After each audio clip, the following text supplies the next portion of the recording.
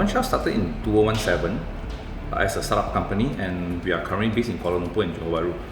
We focus more on communication solutions, which we provide hardware, application and services to help our client to minimize their operating costs. During the MCO, our biggest challenge definitely is the same with everyone else, which we are not able to run our business as usual, and yet we have to pay for all the expenses. So in order for us to survive the MCO, we moved our business online, and we even migrated all our clients to our cloud-based server. I came across Maxis digital marketing through Facebook, and the best part is that Maxis has simplified the online ads posting.